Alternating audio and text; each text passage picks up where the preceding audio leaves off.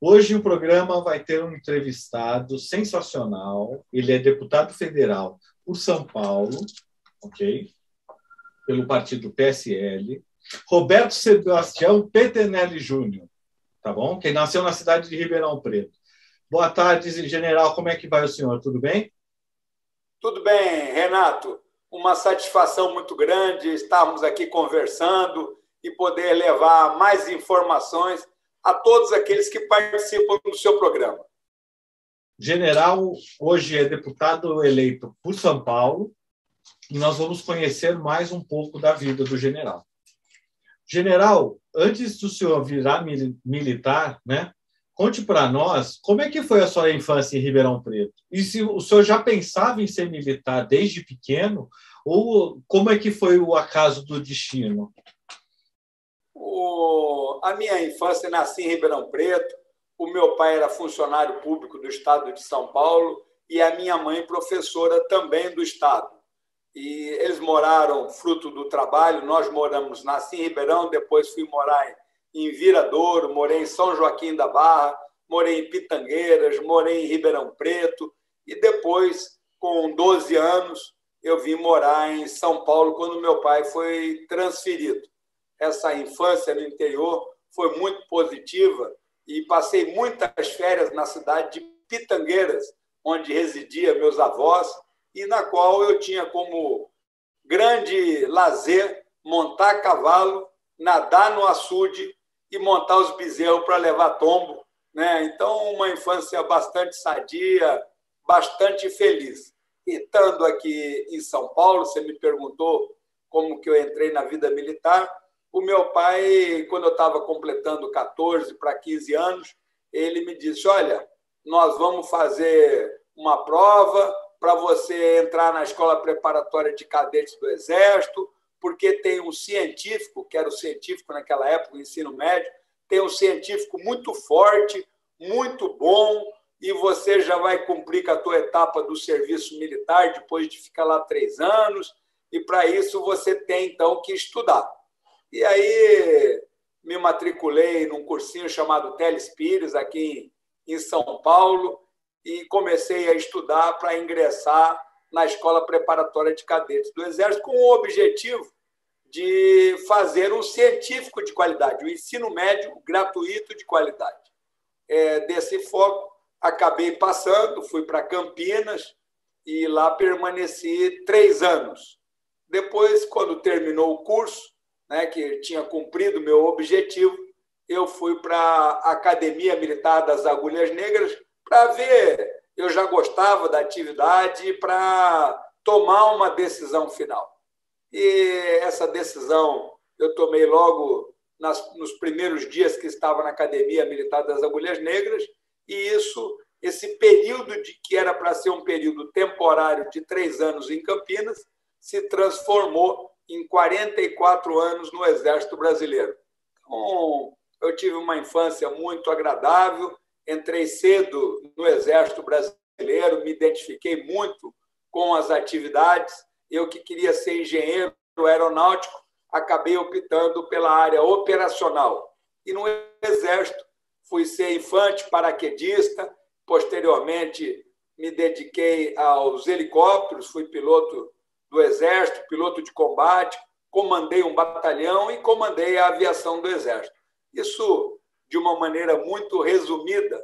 Então, eu sou muito grato aos meus pais pela infância e sou muito grato ao Exército por ter me propiciado muitas alegrias, por ter me propiciado muitos amigos e por me dar muitos ensinamentos. Sim. E daí o senhor estava no Exército, né? E estava encerrando a vida no Exército e entrou na vida política, né? Falou assim, estava fechando o ciclo no Exército e o senhor pensou nessa questão da vida política. Como é que foi? Eu me mudei, né, no Exército nesse período de 34 anos, casei como tenente com a Maria Helena e nós nos mudamos 34 vezes nesse período. Muitas cidades voltei mais de uma vez, como é o caso do Rio de Janeiro, na qual o Exército tem vários cursos. Então, quando você vai fazer um aperfeiçoamento, um doutorado, um pós-doutorado, essas atividades ocorrem no Rio de Janeiro. Mas, ao longo da vida, eu fui, principalmente no final da vida militar, eu verifiquei que a política era uma atividade muito importante. Eu passei a ter, depois de coronel, a plena convicção de que era através da política que você poderia praticar o bem comum. A função da política é exatamente essa. E eu estimulei, ao longo do final da minha carreira, muitos amigos que iam se aposentando, eu estimulei que eles participassem do processo político. E assim foi ao longo da vida, estimulando um ou outro, pessoas que eu via que tinham sentimento público, pessoas que eu via que tinham conhecimento da sociedade naquela região, naquela cidade ou naquele estado, e assim foi passando o período. O Exército sempre ficou muito afastado, das atividades políticas desde 64, então se separou, o Castelo Branco separou muito bem esse contexto e foi passando. Quando eu me aposentei como general de divisão, passei para a reserva, alguns desses amigos me ligaram e perguntaram: eu quero saber agora se você vai... Um deles até usou uma expressão: quero saber agora se você vai provar do seu veneno, que era sair candidato a um cargo eletivo. Sim. E eu tentei justificar que o meu caso era diferente. Eles tinham um potencial de conhecimento naquele município, naquele estado, muito maior do que o que eu tinha no estado de São Paulo, apesar de muitos amigos, né? Aí ele me respondeu: eu sabia que você ia arrumar uma desculpa. Aí eu digo: não, eu vou ser fiel ao que eu sempre defendi e vou me candidatar. Então, agora, na eleição de 14, eu me aposentei, poucos meses antes da eleição de 14, e me candidatei.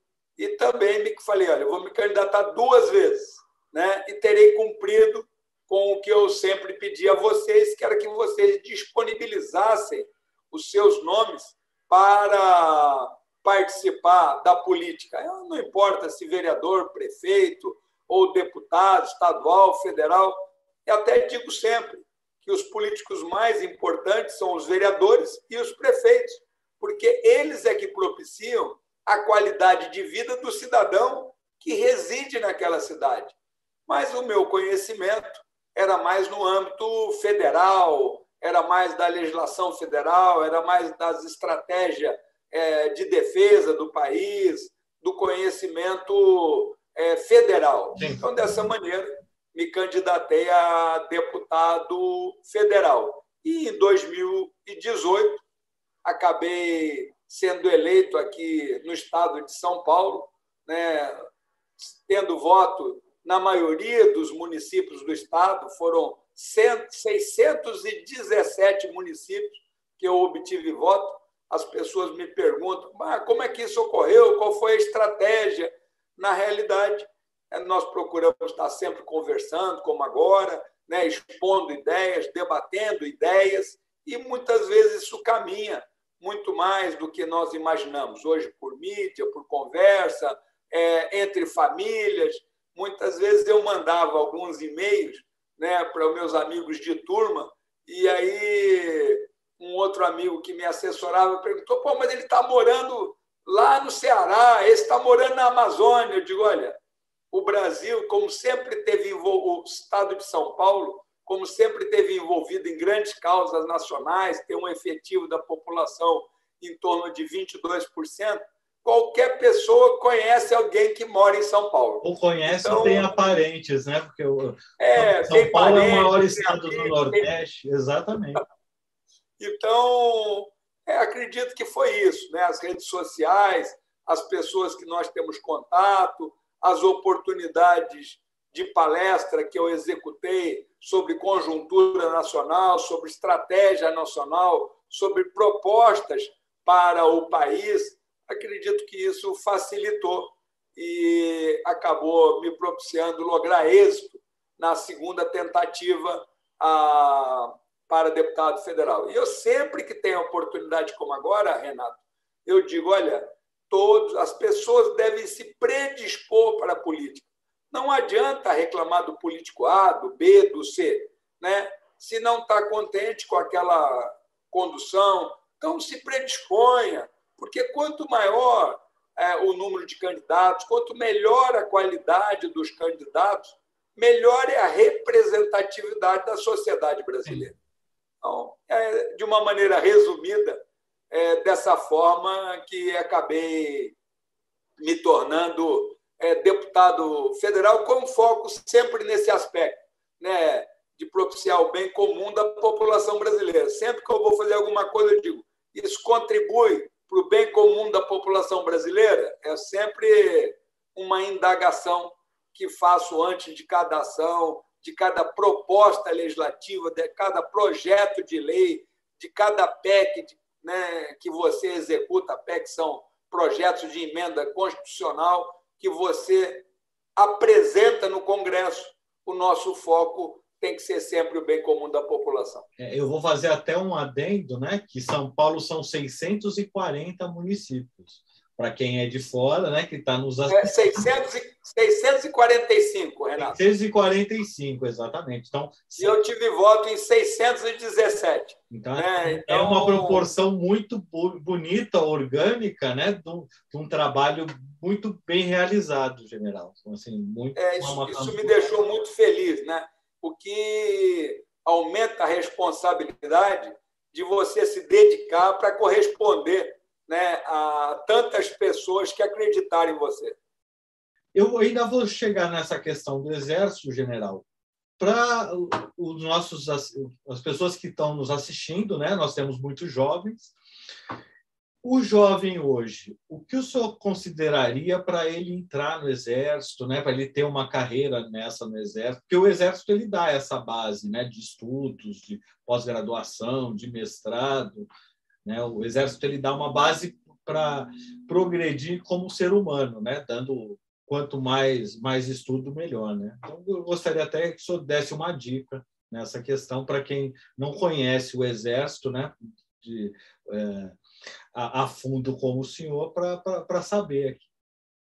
É muito importante, né, que o jovem ele tenha sempre esse pensamento construtivo, tenha sempre um pensamento alegre, que possa contribuir, né, com a cidade, com o Estado, com o país em que ele vive.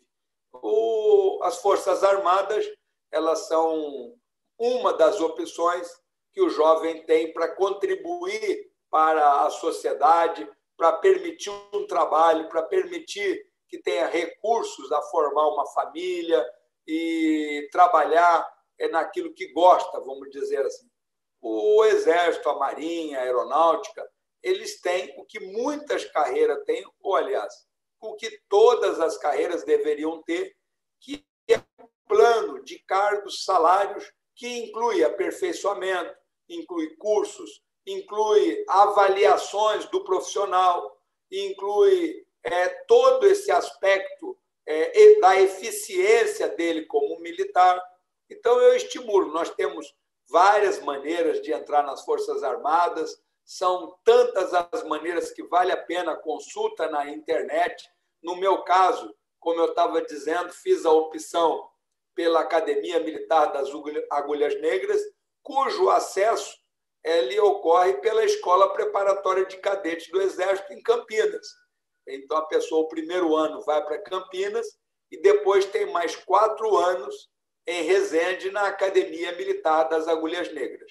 E lá ele complementa a sua formação e, a partir dali, profissões, ele tem ramificações como a infantaria, cavalaria, artilharia, engenharia, material bélico, intendência. E, dentro dessas especificações, outros cursos também tem. Por exemplo, engenharia, nós temos a engenharia civil, a engenharia mecânica, nós temos uma série de engenharia de produção. No Exército, da mesma maneira.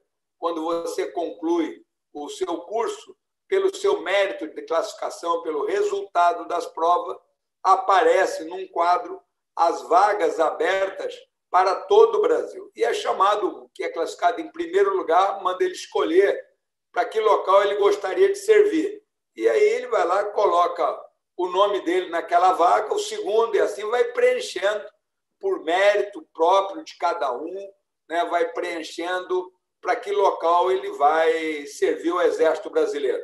E que nós temos uma representatividade, lógico, não poderia ser diferente, em todo o território brasileiro, e tem um vínculo e uma atenção especial. Gosto sempre de chamar a atenção para os nossos pelotões de fronteira da Amazônia, que realizam um trabalho sensacional e caracteriza a presença brasileira no início, né, do limites do país. Isso é muito importante. Dentro dessas atividades, ele vai fazer especialização, tem cursos também que ele vai executar. No meu caso, eu tive a oportunidade de executar vários cursos, como de paraquedista, curso de educação física, curso de montanha, curso de salto livre, de mestre de salto, de piloto de aeronave, de piloto de combate, de escalador militar, mas de segurança, de autoridade. São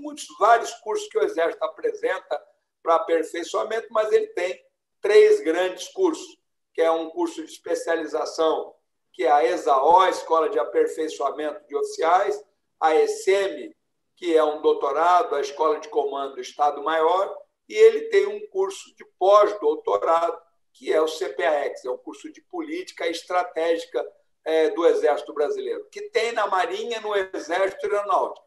E sempre se troca. Um militar do Exército vai fazer na Aeronáutica e na Marinha, e recíproco, um da Marinha vai fazer no Exército e na Aeronáutica. Então, eu fiz o curso de Política e Estratégia Aeroespacial. E fiquei muito feliz com o curso, com a oportunidade de conviver com os militares da Força Aérea que estavam no mesmo nível hierárquico, em termos, éramos todos coronéis naquela época, e fizemos uma amizade que perdura até hoje. Ah, que bom. Não, e obrigado pela explanação, porque quem está assistindo, né, quer conhecer um pouco mais, então essa conversa é muito gratificante. Você tem acesso, né, para oficial temporário, você tem acesso para o CPOR, você tem acesso para os médicos, você tem um volume de possibilidades. Você pode também fazer concurso para o IME, para o ITA, e desses cursos, na conclusão desses cursos, optar, né, no caso do ITA, por exemplo, ele vai optar se ele, com a conclusão do curso, vai seguir a sua dinâmica de vida nas atividades civis ou vai continuar e permanecer na Força Aérea. Então, são tantas as hipóteses que eu não quero detalhar, até porque nós perderíamos muito tempo e eu poderia esquecer de alguns aspectos importantíssimos. O próprio curso, né, de sargento, tanto para o Exército, para a Marinha, para a Aeronáutica, oferecem oportunidades excepcionais.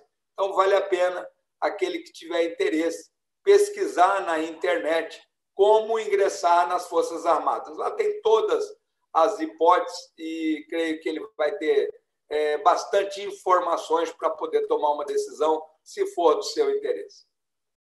Próxima pergunta, general. Assim, quando o senhor ingressou na política, né, o senhor já estudava questões políticas e fazer política é uma natureza do ser humano. O senhor tem algum grande político ou personalidade do mundo que lhe inspira na carreira política? Eu, ao longo do Exército, Renato, eu tive muitas oportunidades. É lógico que nós temos grandes políticos que nos inspiram, né? No meu caso, particularmente, eu tive a oportunidade de estudar mais, de verificar os procedimentos, né, dos presidentes do período militar, verifiquei a atuação de cada um deles, então procuro ver a correção com que eles tinham de propósito, de executar o que era melhor para o país, de como buscar uma evolução.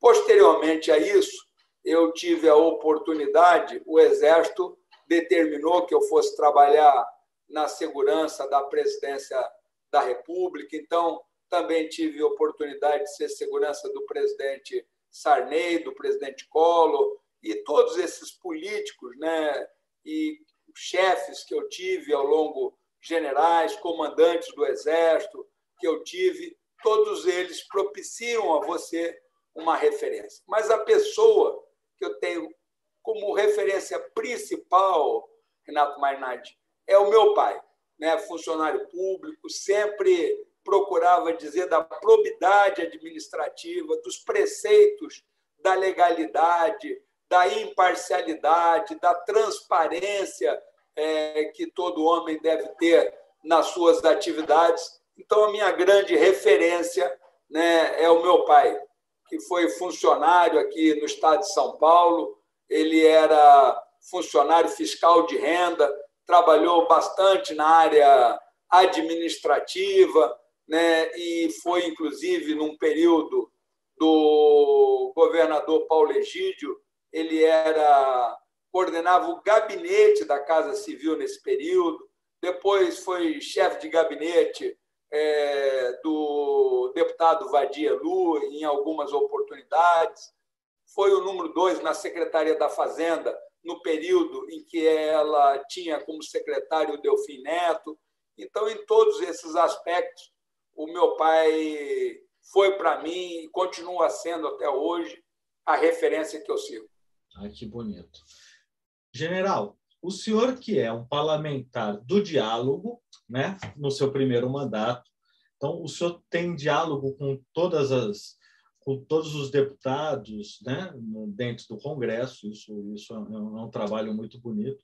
Eu gostaria que o senhor contasse agora para nós um resumo do seu trabalho nessa primeira legislatura, dos projetos aprovados, dos projetos que irão ser aprovados.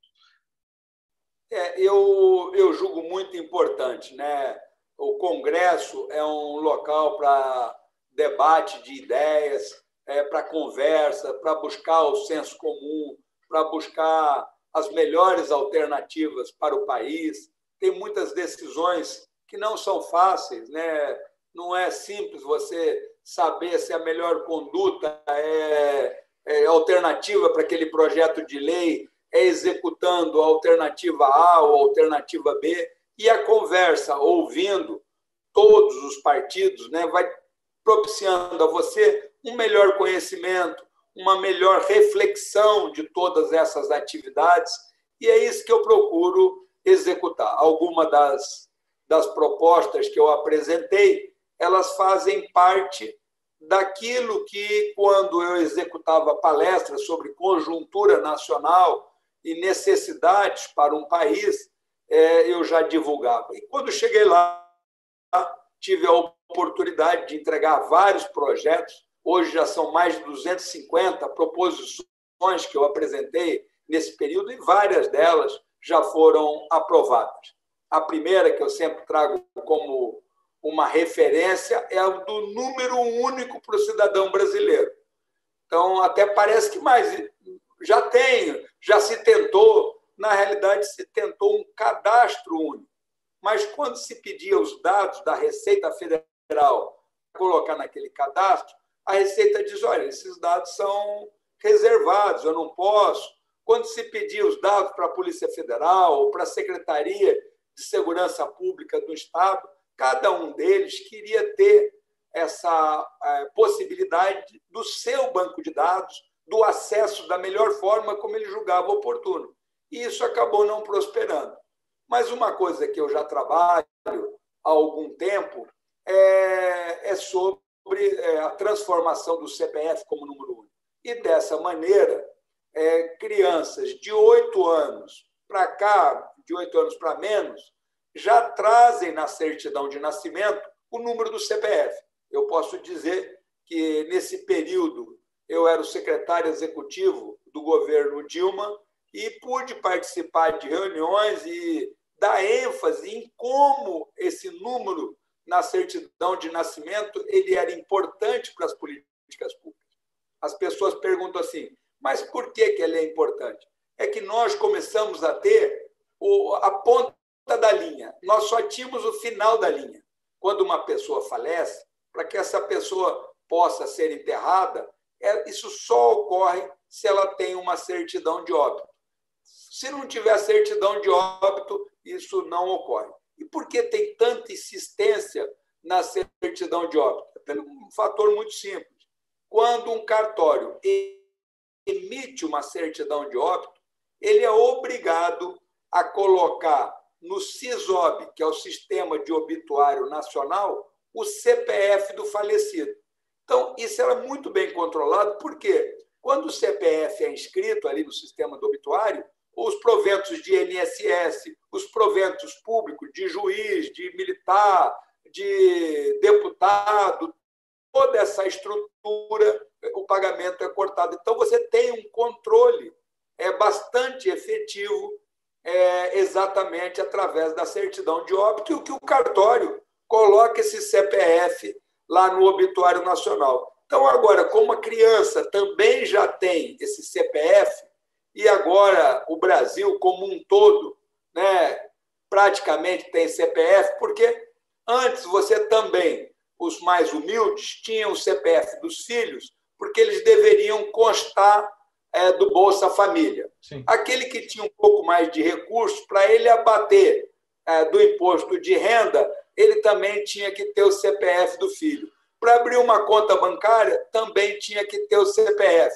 E agora, pelo auxílio emergencial, que exigiu como número básico para essa distribuição o CPF, nós tivemos aí, até o que o próprio ministro Paulo Guedes chamou de invisíveis, nós tivemos 38 milhões de brasileiros que fizeram o seu cadastro. Então, hoje... Esse trabalho que o senhor fez ajudou muito nessa questão da pandemia, né? Porque a distribuição foi muito mais fácil pelo CPF. Repara, isso já era um trabalho do Ministério da Cidadania, e esse projeto de lei agora ele prevê o seguinte, Mainardi, ele prevê que essa criança que tem o número do CPF, quando ele for tirar a identidade na Secretaria de Segurança de um estado, aquela secretaria não vai dar para ele um outro número, vai dar para ele um número que está na certidão de nascimento, obrigatoriamente. Sim.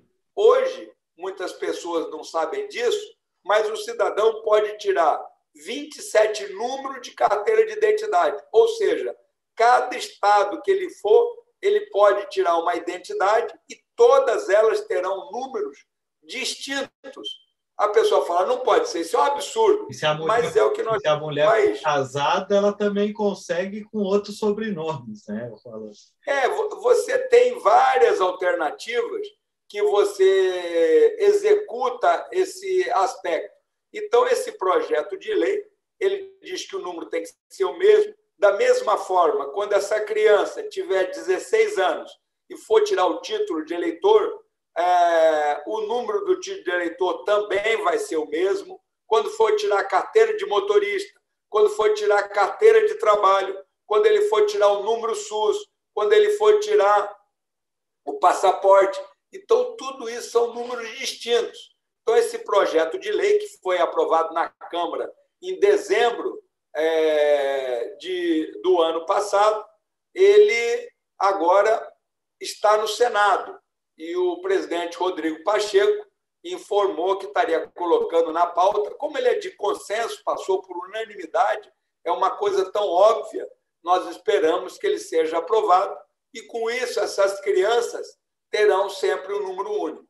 E uma pessoa, por exemplo, eu tenho uma identidade de São Paulo, que eu tirei ainda quando criança, mas depois, como tenente, lá na Brigada Paraquedista, precisei de documento civil, não tinha no Rio, o meu só estava em São Paulo, o tempo não era hábil e eu tirei uma nova carteira de identidade. Então, eu tenho 2 números. Se eu for, por exemplo, depois da lei, tirar a carteira de identidade, vamos supor, em Brasília, onde eu moro atualmente, a legislação permite, essa nova carteira já vai ter o CPF. Então, nós vamos.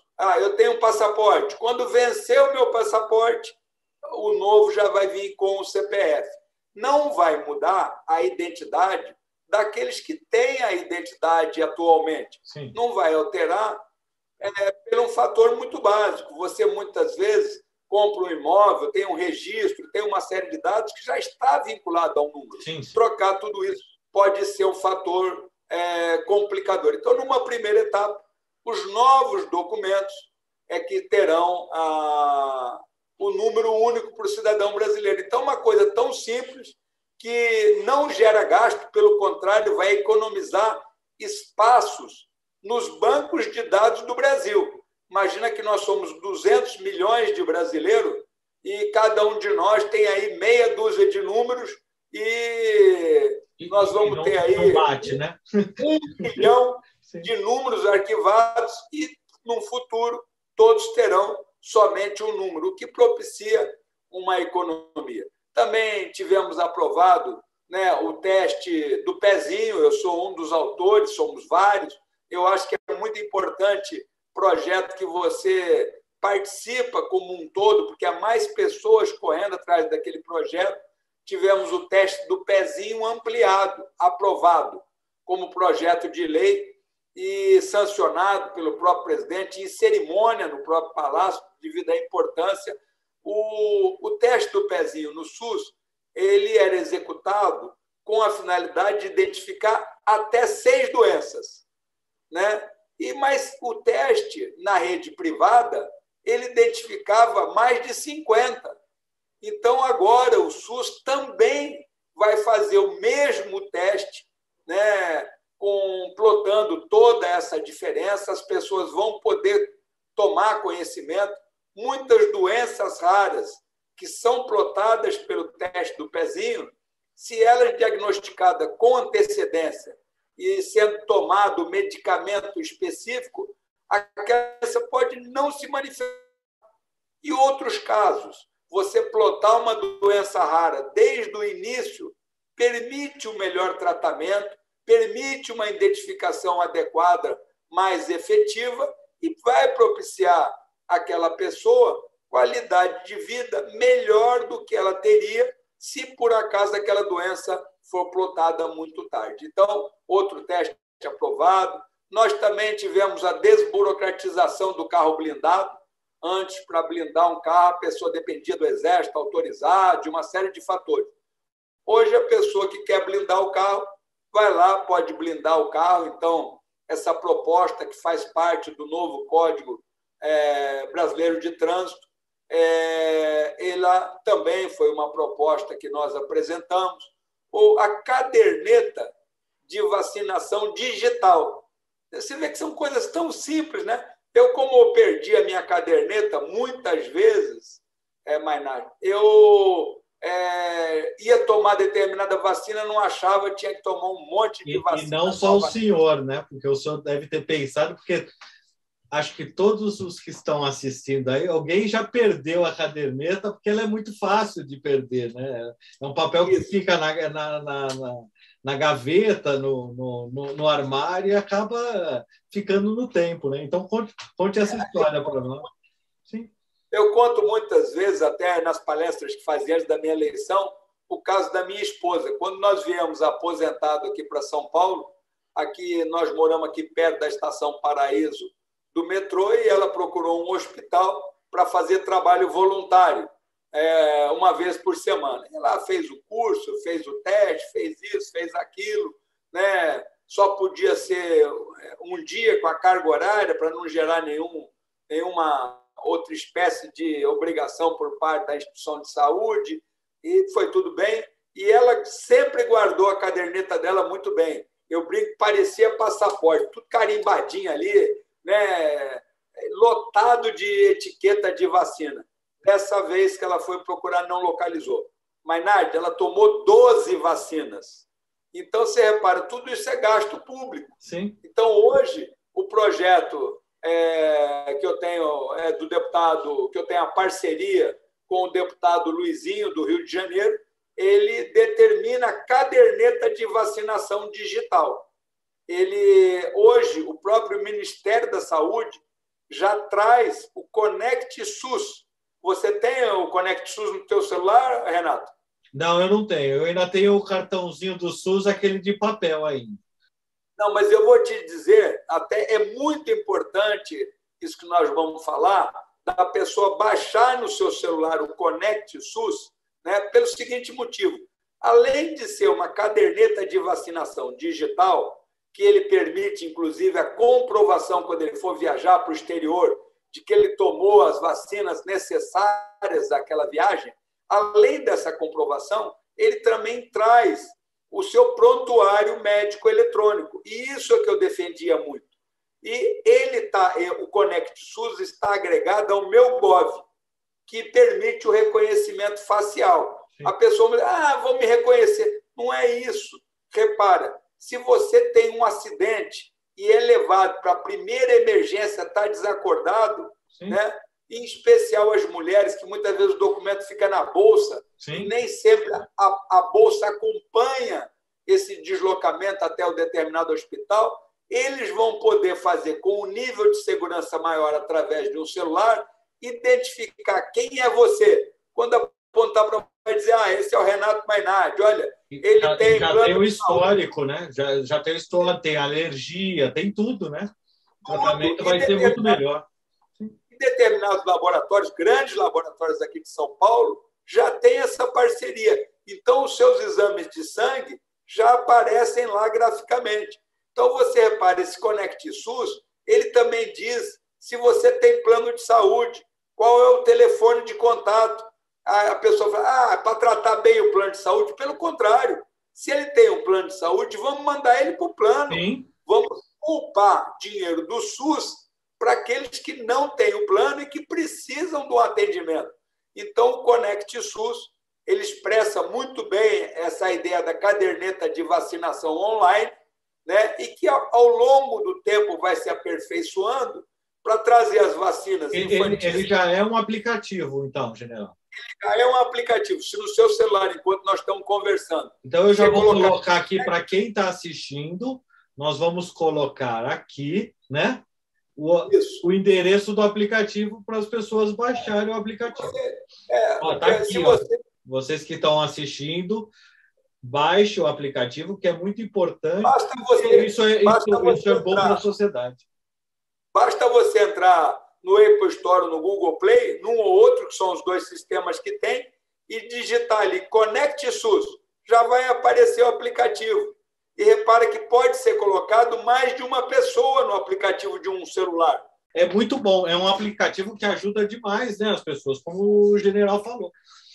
E o objetivo dele é o seguinte: se uma pessoa foi tratada, por exemplo, pelo SUS ou por um hospital em Itaquaquecetuba, e de repente ele mudou, foi morar em Minas Gerais, lá vai ter acesso em todos aqueles exames que ele executou. Ele não vai precisar repetir toda a sequência necessária e vai permitir que se tenha nas UBSs, né, situações importantes, como um pré-natal adequado.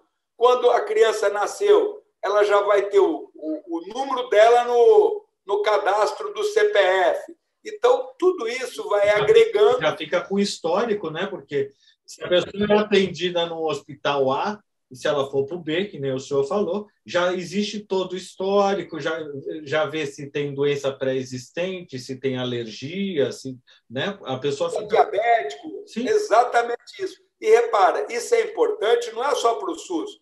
Mesmo num hospital particular, privado, é importante disponibilizar os dados básicos que o cidadão autoriza, porque num acidente vai ter lá. Sim. E uma outra coisa também, ele muitas vezes pode estar sendo tratado no melhor hospital de São Paulo, mas ele está no Rio de Janeiro, não se sentiu bem. Sim. E vai no melhor hospital do Rio de Janeiro. Cadê o prontuário dele? Né? Então, o Conect SUS vai permitir, por isso que é importante a todos os hospitais, a participação, a adesão, né, e a disponibilização de dados que o cidadão autoriza nesse sistema. E ele está agregado ao meu Gov, sim, que traz uma série de vantagens, né? A própria prova de vida do cidadão, ele já vai poder ser executada pelo celular. Sim. Então, aquela senhora que está acamada, que tinha que ir até o banco para dizer que estava viva, ela vai poder executar isso com toda a segurança através do Então, a caderneta de vacinação. O pessoal que nos assiste, né, sabe dessa história, né? Deve ter avós, deve ter vizinhos que são mais idosos. Então, quando acontece essa questão do INSS, o INSS quer a prova de vida. Então, eles têm que sair do local para ir até o banco. Então, esse sistema vai ajudar demais. Então, você que está assistindo, baixa no Apple Store, baixa nas lojas de aplicativos e divulguem. Isso é muito importante, porque se todo mundo tiver, o sistema melhora. Isso daí através do Meu Gov, que é a parte do governo digital do Brasil. Não, né? Então, é muito importante. A gente está falando aqui para o pessoal que está nos assistindo para divulgar esse aplicativo, porque quanto mais gente usar o aplicativo, o sistema vai ser maior, né? E ele vai se aperfeiçoar e todo mundo vai ter uma garantia caso tenha que ir para o hospital. Já tem o relatório médico, né? O prontuário. A ideia é muito interessante, João. E você veja que o que eu defendo sempre é a gestão pública. Você vê que com esse CPF na certidão de nascimento e com o obituário, no Brasil é possível responder quantas crianças de 1 ano nasceu em São Paulo e em Pitangueiras, né? Quantas crianças, e lá em Votuporanga, quantas tem com menos de 3 anos, quantas crianças tem em Ribeirão Preto com pessoas com mais de 60 anos. Então, são aspectos que hoje, né, o sistema, o SERPRO, o DataPrev, tem condições de informar. O próprio alistamento militar, com o tempo você vai saber quantos jovens, hoje nós já temos dados desses muito precisos, quantos jovens de 18 anos nós temos no país. Né? Normalmente servem as Forças Armadas em torno de 5%.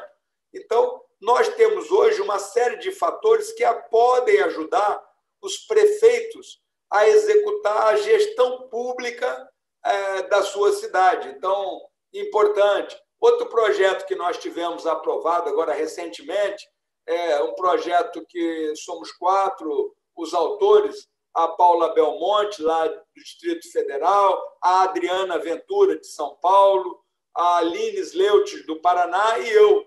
Nós apresentamos um projeto que considera a educação atividade essencial.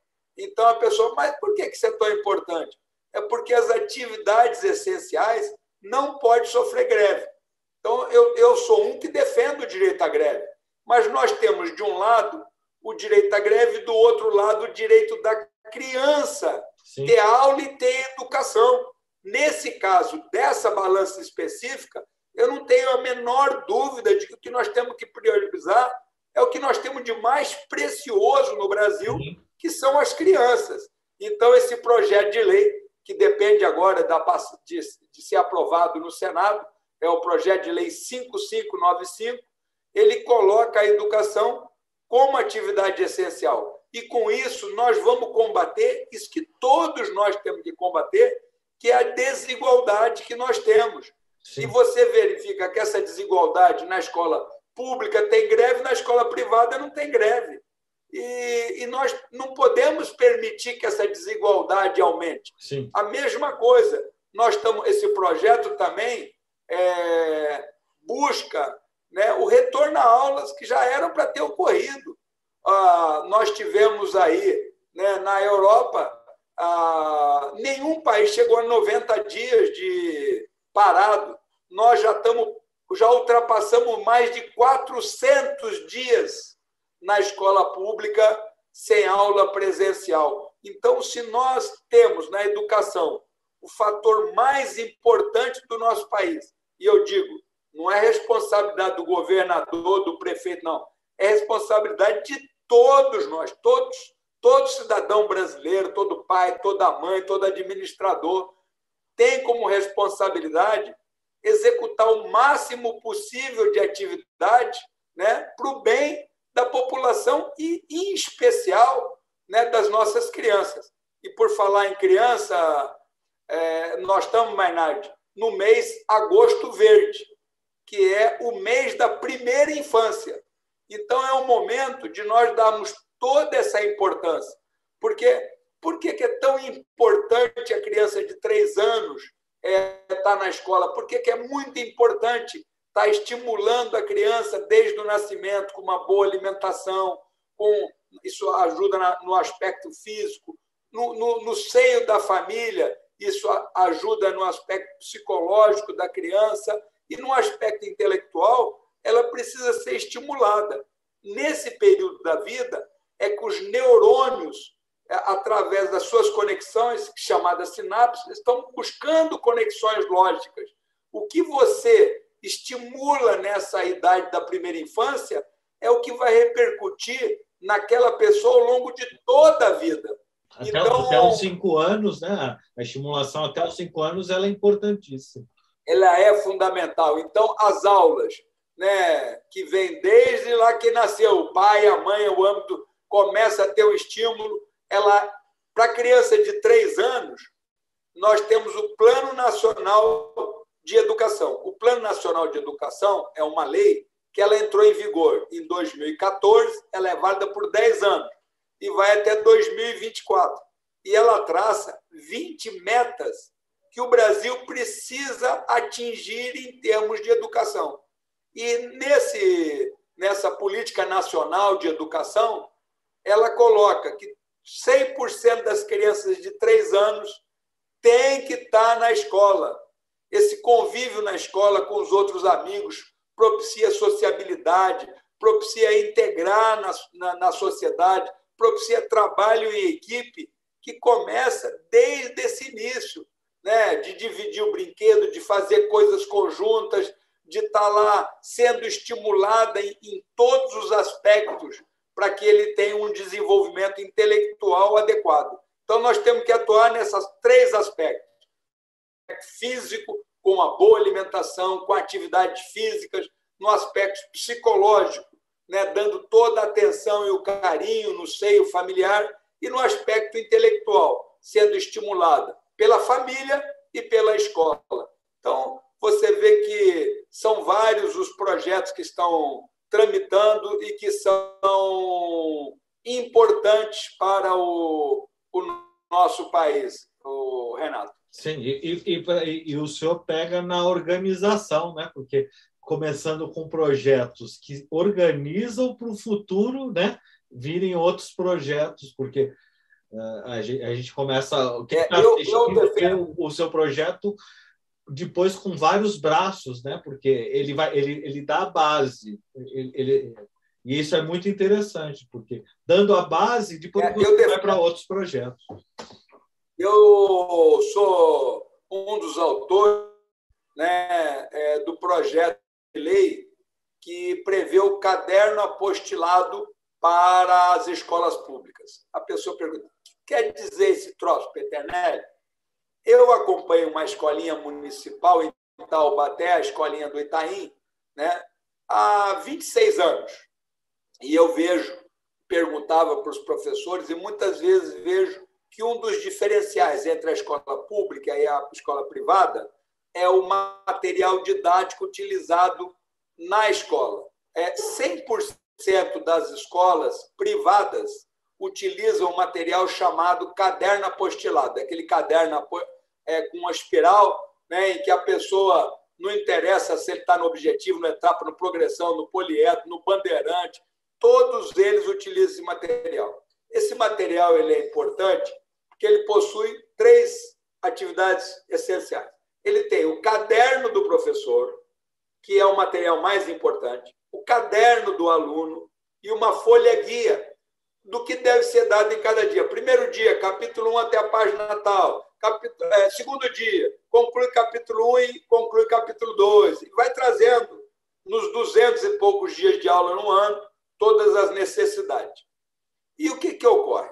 Na escola pública, né, e na privada também ocorre, mas na escola pública com maior nível, o professor, por vários fatores, porque o filho ficou doente, porque ele ficou doente, por causa disso, por causa daquilo, ele pode faltar a aula. E aí entra um substituto na sala de aula. O substituto que entra começa a pegar na escola pública, começa a perguntar para os alunos: me dá teu caderno aqui, me vê o seu, o que a professora está dando? Ela já falou de crase. Quando uma professora faz isso, Renato, ela não preparou a aula. né? Ela está tentando se situar. Repara que... Perdeu tempo, né? Perde tempo, perde metodologia. Não é só o tempo, não tem uma continuidade pedagógica. Sim. Se ela tem esse material didático na escola pública, ela vai na folha guia, hoje é o 30º dia de aula. É para dar o capítulo 24 até a página 242. Ela chega lá, igual o padre reza a missa, ela abre o livro do professor, o livro do professor ele tem o livro do aluno num quadradinho menor, resolvido. E nas laterais aqui, ele ensina como o professor deve dar aquela aula. Se vai reunir 4x4, se não vai reunir, se vai chamar o aluno, se vai... Então, ele traz uma orientação. Então, em vez do próprio professor preparar seu plano de aula, ele tem um plano de aula preparado pelos melhores pedagogos daquela estrutura. Ele já tem a formatação, né? A formatação, no final do ano, o aluno vai ver toda a matéria, porque não vai... Exatamente. Exatamente. E outra coisa, quando o aluno falta hoje, na escola pública, ele começa no celular. Tira uma foto do que você copiou hoje da professora e manda para mim. Manda isso para os 3 alunos para receber e tentar fazer um resumo. Se ele tem esse mesmo material, a folha guia tem que ser do conhecimento do aluno. Sim. Ele vai lá da mesma forma, 30º dia de aula, capítulo 24. Ele pega o livro dele e vai estudar. Ali tem os exercícios, tem tudo. Esse material didático também, Renato, eu poderia falar horas sobre o caderno apostilado, eu vou ser breve. Não, mas a gente vai deixar para o próximo programa também, general. Porque eu acho que essa matéria é muito interessante. É muito interessante. Ele traz também o que você vai fazer de lição de casa. Muitas vezes o professor quer passar uma lista, aí ele chega na escola, não tem impressora, não tem papel, não tem tinta, não tem um funcionário para imprimir, e nesse material tem tudo. Esse material também, se uma pessoa, por exemplo, mora em Queluz, aqui bem pertinho, no final do estado de São Paulo, e ele está tendo uma metodologia, uma orientação da Secretaria do Estado. Aí ele vai para a primeira cidade do estado ali, do Rio de Janeiro, e o que vai ocorrer? Muda tudo. Não pode mudar. Você saiu lá de Itaquaquecetuba e veio morar em Guararema, o aluno tem que ter uma sequência pedagógica. Então, o caderno apostilado favorece. Você faz uma unificação Brasil, né? Porque daí o Enem... Você propõe um sistema nacional de ensino. E não é obrigatório, mas ali o professor, o município pode... Mas você tem a coluna mestra. Outra coisa que eu peço que eu defendo no projeto de lei, não é que o MEC imprima ou que compre da rede privada, não é nada disso. Eu proponho que se faça, pegue lá o caderno de toda a rede privada e mais os livros que o MEC usa, coloca tudo no liquidificador e sai o livro MEC. Né? Esse livro eu proponho que ele seja colocado na internet do MEC. E o município só imprime.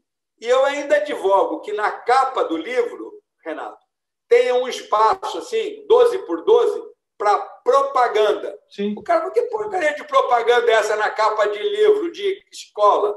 Eu digo, eu vou explicar. Você tem uma cidadezinha, o prefeito vai lá no supermercado e pergunta assim, olha, você não quer imprimir o livro do primeiro ano? Você coloca a tua propaganda na capa. Sim. Todo mundo quer ajudar a educação. Nós vamos vincular a imagem da empresa no que nós temos de mais importante, que é a educação. E o empresário vai querer ajudar porque ele vai ficar feliz de ajudar e ele vai se sentir homenageado, né? Eu falo assim... Homenageado. E você vê, nós não podemos chegar a um ponto de não gastar 1 centavo para a compra do livro didático. Hoje, o livro didático, ele só no MEC, ele custa 2 bilhões, fora o que os estados e os municípios fazem. Aqui no estado de São Paulo, por exemplo, mais de 200 municípios fazem licitação para comprar da rede privada.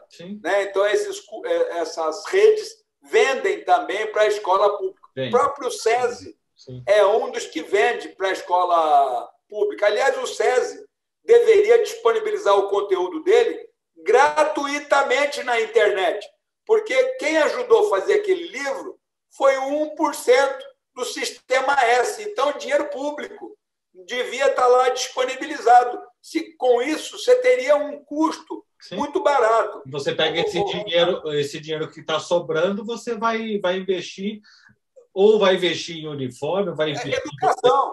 Exatamente. Vai investir no salário do professor. Você investe em tudo. Você pode, se fala de comprar tablet e outras coisas, né? Você pode, você obrigatoriamente tem que gastar, os municípios, o Estado, né, 25% na educação. Então, você vai gastar em educação, mas na melhoria de outros aspectos da educação, né? No próprio salário do professor, eu defendo que o salário também, Maynard, não seja, o salário seja um piso, né, mais uma componente por produtividade. Sim. Ele devia ter. Qual é a média da salinha dele no IDEB, que é o exame que mede o índice de desenvolvimento da educação básica? Então, aquilo ali, o professor que tem uma média maior dos seus alunos tem que ganhar um pouco mais, vezes um fator de correção, porque muitas vezes tem professor da periferia que é mais difícil ter uma média. Sim. Outro professor do centro. Então, você põe um fator e mais presença.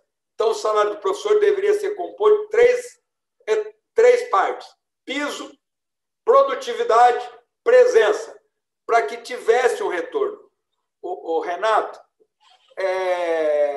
eu não sei se você sabe que o livro fornecido hoje pela estrutura do MEC, ele serve a 3 alunos. Parece muito lógico. Olha, eu vou dar um livro, na contracapa tem primeiro aluno, segundo aluno, terceiro aluno. No final do ano, esse aluno devolve o livro para que o outro aluno possa ser usado.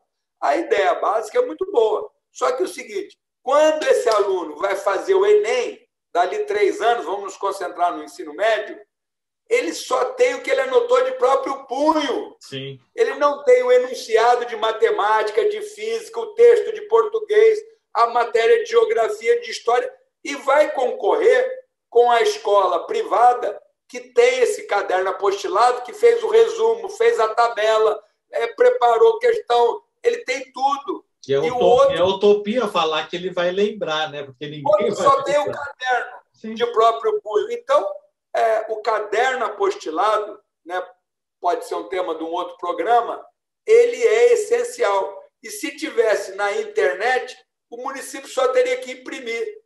Eu também defendo nessa área da educação, Renato Maynard, que o MEC, por exemplo, coordenado com as secretarias dos estados, ele desse na televisão as aulas. Eu vou explicar.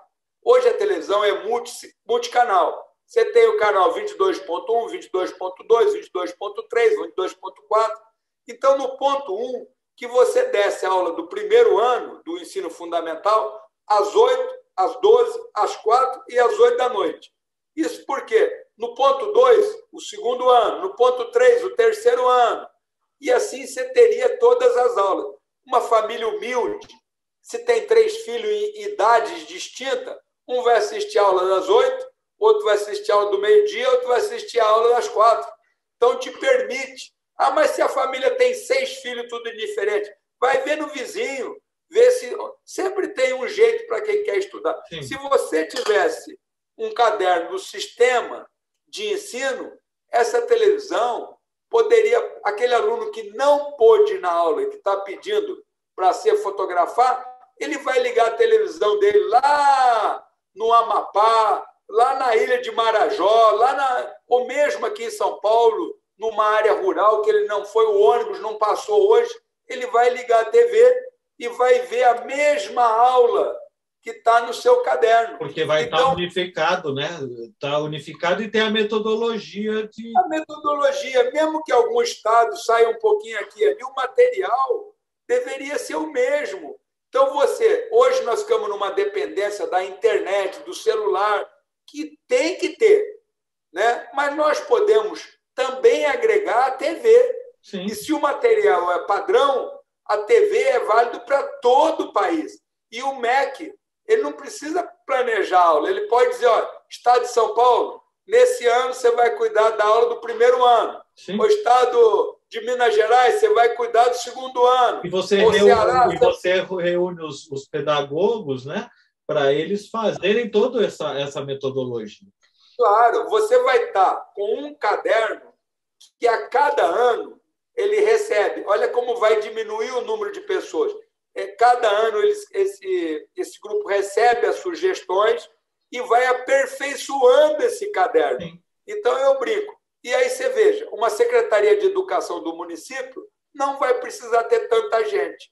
A Secretaria, muitas vezes, um diretor, uma vez por semana, ou a cada 15 dias, reúne os professores para dar orientação pedagógica de como vai ser a próxima semana.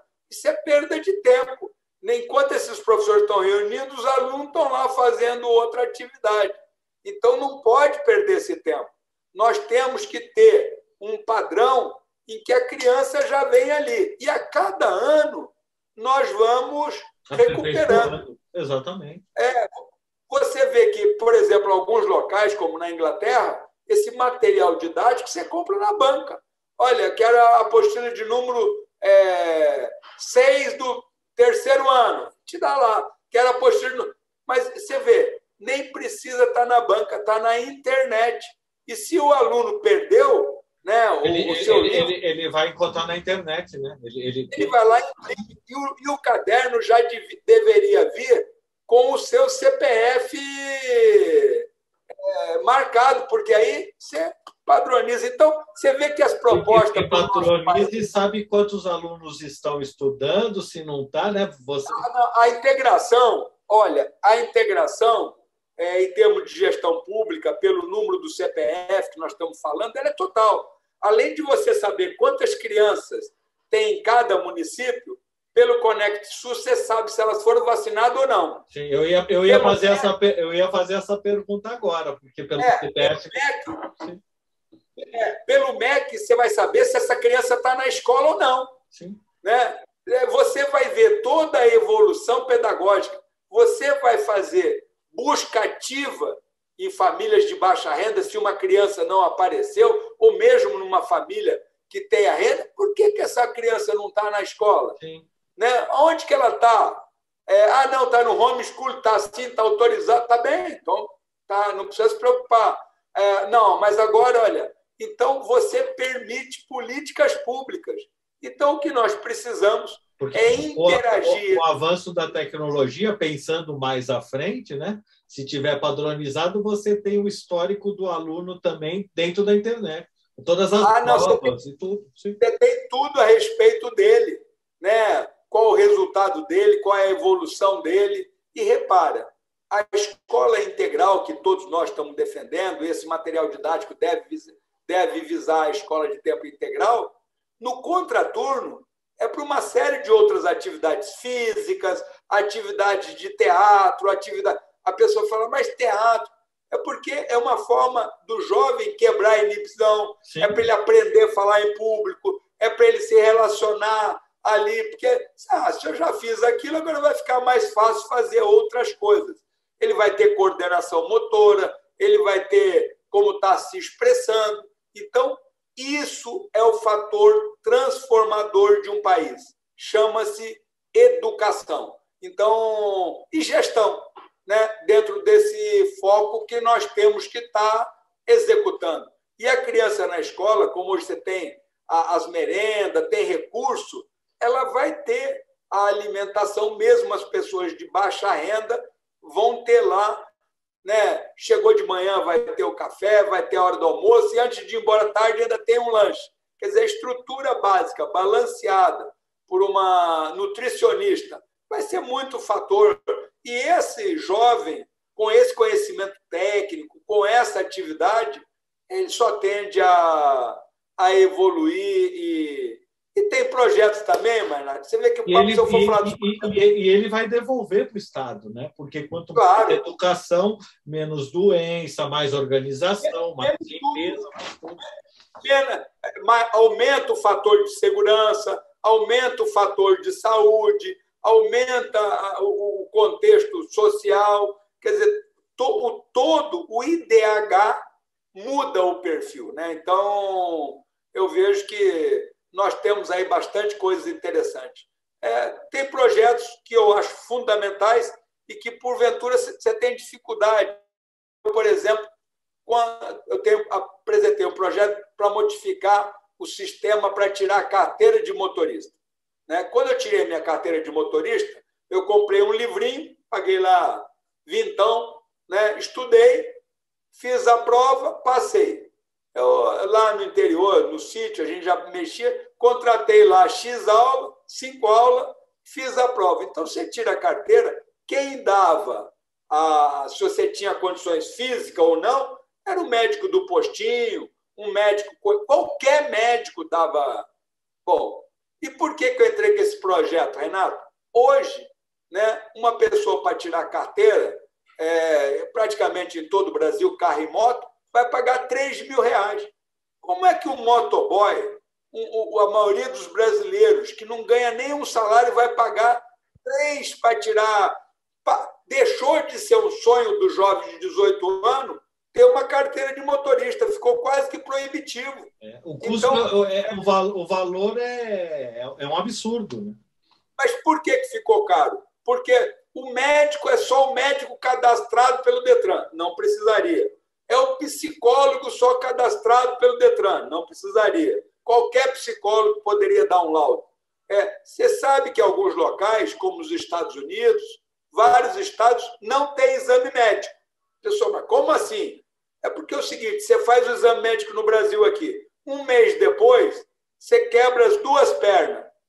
Fisicamente, você está apto a dirigir, Sim. com 2 gessos no pé. Né? Então, eles entendem que a condição física é muito mais da consciência da pessoa, né, do que do contrário. De vez em quando você vê motoboy aqui, o cara está com o braço quebrado, levantado, apoiado ali por um suporte e ainda tentando dirigir a tranqueira.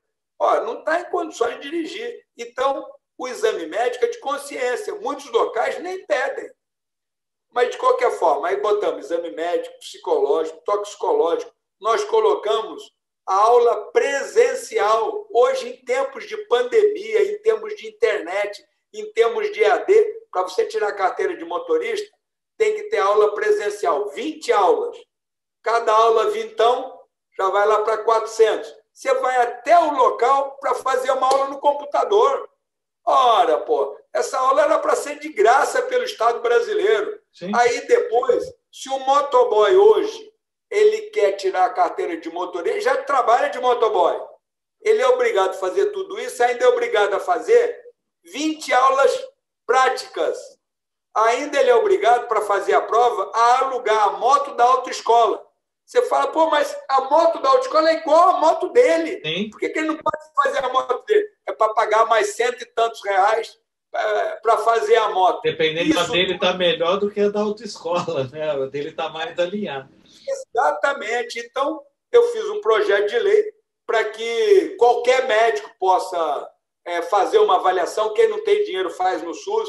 Eu fiz lá que o exame teórico ele deve ser executado pelo computador. Os institutos federais, o Sistema S, ou o próprio Conatran pode colocar as aulas de graça na internet, né? E a pessoa vai contratar quantas aulas ela quiser na autoescola.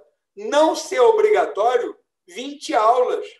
Né? Então, com isso daí, hoje a carteira que está R$3.000, ela poderia estar custando R$300, R$400, para que essa pessoa mais humilde possa executar.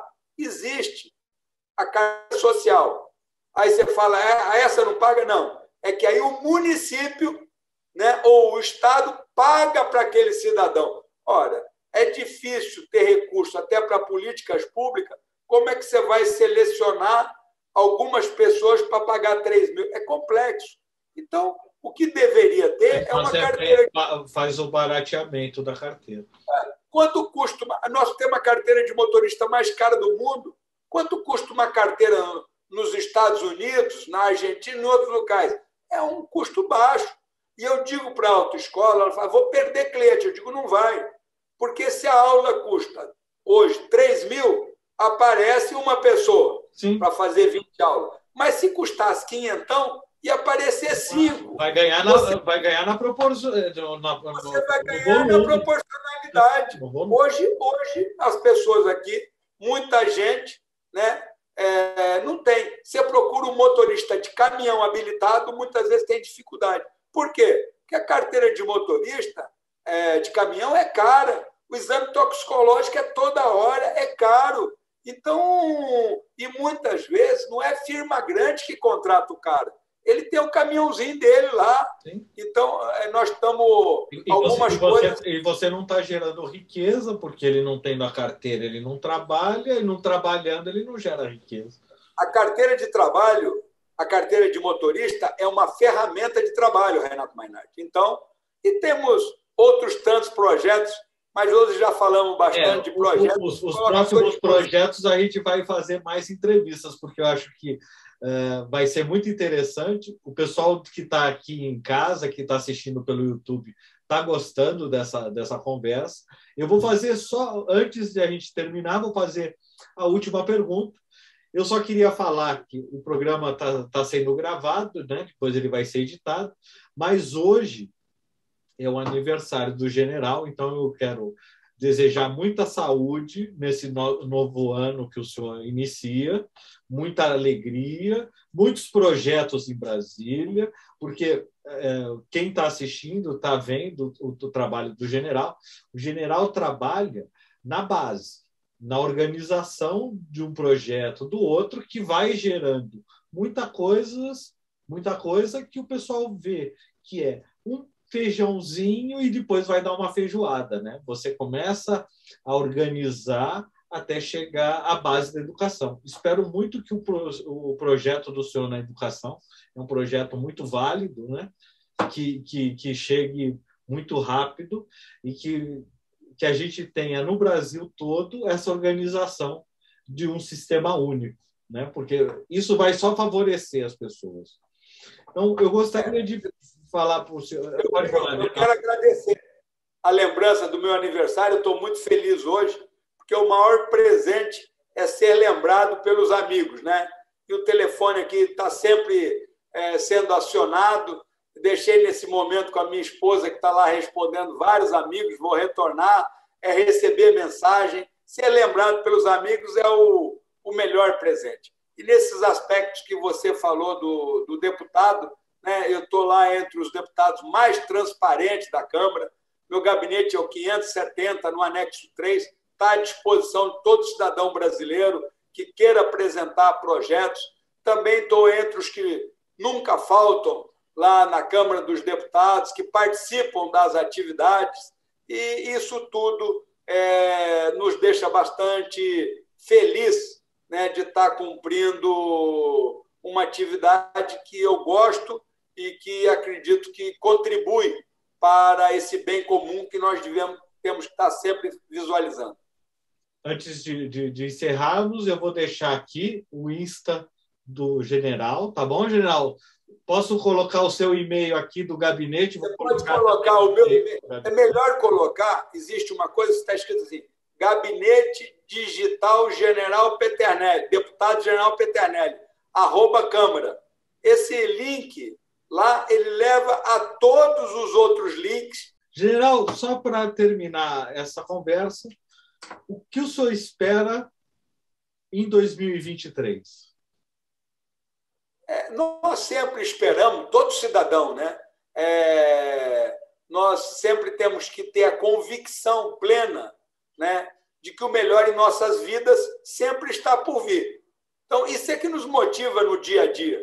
E não resta dúvida que, se isso, como indivíduo, a cada um de nós temos que estar motivado por esse melhor, né, que possa estar ocorrendo, isso é válido também no grupo, isso é válido na cidade, isso é válido no nosso país, é válido no contexto mundial, né? Nós estamos aí numa pandemia, mas, com certeza, se nós tivermos união, trabalhar em conjunto, né, 2023 pode ser um ano alegre para todos nós, independente da função em que cada um de nós estejamos. Nós temos sempre a possibilidade de contribuir, né, para esse bem comum de todos nós.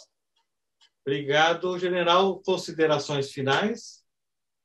Eu só gostaria, Renato Mainardi, de agradecer a você, a Cláudia, a Samara, toda a equipe que estão aí trabalhando para levar a informação.